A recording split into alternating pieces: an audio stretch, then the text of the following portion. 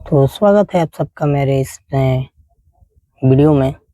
और आज जो चीज़ मैं बताने वाला हूँ वह है क्लासरूम में बच्चे, जो वीक बच्चे होते हैं, पढ़ने में थोड़ा कमज़ोर होते हैं, वो ज़्यादातर बैक साइड बैठते हैं, जिनको बैक बेंचर्स बोलते हैं। और ये सारी चीज़ें इसलिए होती है कि उनको खुद पे कॉन्फिडेंट नहीं होता रहता है कि मैं कोई चीज़ याद कर लूँगा या फिर मैं अपने टीचर के सवालों का जवाब दे दूँगा। कभी कभी क्या होता है कि वो बच्चा जानता है बट वो बोलना नहीं चाहता, क्योंकि बच्चे ज़्यादातर शर्माते भी हैं। कुछ बच्चे ऐसे होते हैं जो शर्माते हैं, कुछ बच्चे ऐसे होते हैं जो खुले हुए होते हैं, मतलब उनको किसी चीज़ का डर नहीं, किसी चीज़ की शर्म नहीं। तो ये बच्चे होते हैं जो ज़्यादातर पढ़ने में तेज होते हैं। ऐसा नहीं, जो पढ़ने में ज़्यादा तेज होते हैं वो शांत भी होते हैं, लेकिन जो ज़्यादा पढ़ने में तेज होते हैं वो ज़्यादा, मैं बचपन की बात कर रहा हूँ, लगभग आप ले सकते हैं 8 से 12 साल के बीच, 7 से 12 साल, 13 साल के बीच के बच्चों की ये बातें हैं। और क्या होता है कि बच्चा चाहता है कि मैं आगे बैठूं, बट जो उसका डर है वो उसको आगे नहीं बैठने देता, क्योंकि सबको ये पता है कि ज़्यादातर लोग आगे से ही सवाल करते हैं और आगे जो बैठता है उससे पूछा जाता है, और वो टीचर के पास रहता है तो उनका फोकस ज़्यादा उस पर रहता है।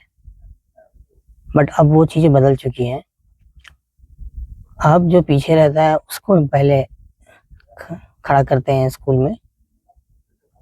तो अब जो भी बच्चे मेरे वीडियो को देख रहे हैं तो आप थोड़ा सावधान हो जाओ, पीछे बैठना छोड़ ही दो, बीच में बैठो, सामने बैठो, जहाँ जगह पहले आपको मिले। अगर आप पहले आ रहे हो तो पहले ही आकर के पहले बेंच पे बैठने की कोशिश करें। और पहले क्या होता था कि सीट जैसे ट्रेनों में रिजर्व होता है, ऐसे स्कूलों में भी रिजर्वेशन हो जाता था। बच्चे बोलते थे मैं यहाँ बैठूंगा, मैं यहाँ बैठूंगा, ये मेरी सीट है, नाम लिख देते थे, बहुत सारी चीजें कर देते थे। बट अभी सब चीजें बदल चुकी हैं। अभी क्या होता है, बहुत सारे स्कूलों में मैंने देखा है अलग अलग रूल्स टीचर्स बनाते हैं अपने तरीके से। कभी अल्फाबेट के हिसाब से बैठाते हैं, कभी रोल नंबर के हिसाब से बैठाते हैं, कभी बेंच वाइज, जो पीछे वाला दूसरा बेंच है वो तीसरे बेंच पे बैठेगा, फिर लास्ट वाला पहले आएगा, फिर ऐसे सर्कल मूड में आगे का पीछे, और फिर धीरे धीरे ऐसे। तो अब सारी चीजें बदल चुकी हैं। पहले पढ़ाने का जो स्टाइल था और अब के पढ़ाने के स्टाइल में बहुत ज्यादा फर्क आ चुका है।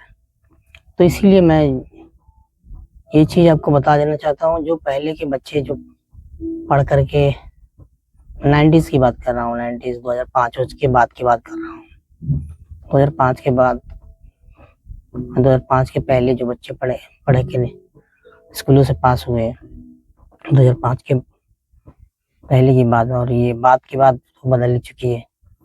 तो पहले के बच्चों के मुताबिक आजकल के बच्चे काफी ज्यादा होशियार हैं, काफी ज्यादा चालाक हैं, पढ़ने में भी बहुत तेज है। इसलिए आप देख रहे होंगे आईआईटी निकाल दिया, जी मेंस निकाल दिया, इतना मार्क लाए, इतना मार्क लाए। ये बात एकदम सही है। पहले टेक्नोलॉजी नहीं थी, बच्चे सिर्फ टीचर के भरोसे रहते थे। अब तो यूट्यूब है, गूगल है, पूछ लेते हैं। पहले माता पिता पहले भी उतने बड़े नहीं होते थे, और ज्यादातर तो गांव में यही होता था कि जो मदर है वही बच्चे के साथ रहती थी, उनके फादर तो हमेशा बाहर ही रहते हैं, ज्यादातर ये होता है। तो इसीलिए बच्चे बहुत पीछे हो जाते थे, और मदर खुद उतना नहीं जानती थी, बच्चों को क्या ही बताएगी, जितना उसको आता था वो मदर बताती थी। तो आजकल के बच्चे ही ज्यादा टॉप कर रहे हैं और पढ़ाई में भी बहुत अच्छे हैं पहले के मुताबिक। जो पहले के बच्चे थे तो देखिए वो जॉब्स भी बहुत अच्छे अच्छे पा रहे हैं, 18 साल के हो रहे हैं, 20 साल के हो रहे हैं, अच्छी अच्छी जॉब लग जा रही है। अब ये सब चीज कैसे हो रही है?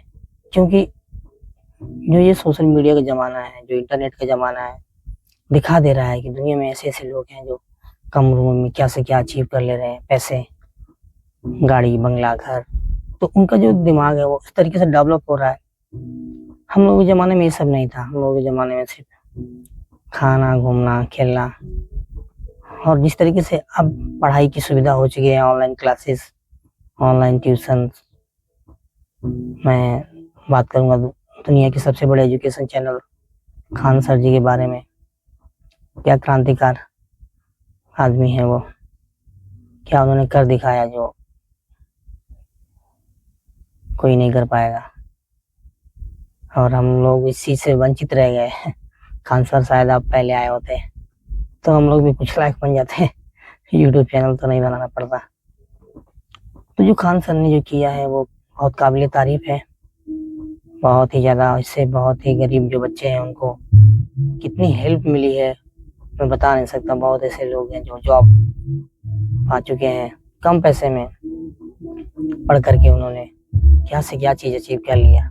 तो मेरा यही कहना है आप सबसे कि पढ़ाइए अपने बच्चों को, सही शिक्षा एजुकेशन दीजिए। और ऑनलाइन क्लासेस ऐसा नहीं है कि अच्छी होती है। ऑनलाइन क्लासेस में क्या होता है ना, जो शुरू में थोड़ा बहुत जानकार रहता है, उसको थोड़ी बहुत किसी चीज़ की नॉलेज होती है, वो ऑनलाइन क्लासेस ज्वाइन करे तो अच्छा होता है। अब एकदम ऐसा बच्चा है जो जिसको अल्फ़ाबेट ही नहीं आता, क ख ग नहीं आता, अगर आप उसको ऑनलाइन क्लासेस करा रहे हैं तो ये बहुत ही गड़बड़ बात है। खास करके आपका टाइम वेस्ट होगा, बच्चे का टाइम, और प्लस पैसा भी वेस्ट होगा। तो कुछ ऐसी जानकारी दे करके ही, बेसिक जानकारी दे करके ही ऑनलाइन क्लासेस में आप भेजें तो अच्छा होगा। पहले जैसे कोरोना में चल रही थी, एक तरीके से ऑनलाइन क्लासेस बहुत ज़्यादा सही नहीं है, क्योंकि जैसे आप सर के पास, गुरु के पास, टीचर के पास जो बैठ के सुनेंगे और ये फ़ोन पे देख करके करेंगे, उसमें बहुत आसमान ज़मीन का फ़र्क हो जाता है। तो इसलिए आप ऑफलाइन क्लासेस ज़्यादातर देखें कि हो पाए पॉसिबल। छोटे बच्चों की बात कर रहा हूँ मैं, जो अभी 5-6 क्लास में पढ़ रहे हैं, उनको भी ऑनलाइन क्लासेस आप किसी चीज़ की भी करवाने लग रहे हैं। ये सब सही चीज़ नहीं है। चाहे योगा की हो, चाहे पेंटिंग की हो, चाहे डांस की, म्यूज़िक की हो, ये सब ऑनलाइन क्लासेस नहीं होती है। ऑफलाइन करवाएंगे तो आपको ज़्यादा फ़ायदा होगा। ऑनलाइन करवाने में आपका पैसा ज़्यादा जाएगा और बच्चे को वो चीज़ नहीं मिलेगी जो उसको मिलनी चाहिए। तो मेरी सलाह आप सबसे यही है कि आप ऑफलाइन क्लासेस ज़्यादा बच्चों को दिलवाएं, ना कि ऑनलाइन। हाँ, मजबूरी होती है कभी-कभी ऑनलाइन, आप उसको बोल सकते हैं कि हाँ ठीक है, लेकिन कोशिश करें कि बच्चा ऑफलाइन जाकर ही सीखे या कोई कोचिंग ज्वाइन करे। तो आज का जो वीडियो था वो इसी टॉपिक पे था।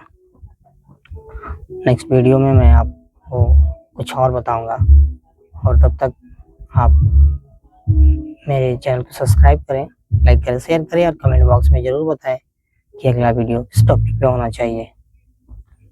मैं आप सबका दिल से धन्यवाद करता हूँ कि आप सब अपना कीमती समय मेरे इस वीडियो को देते हैं।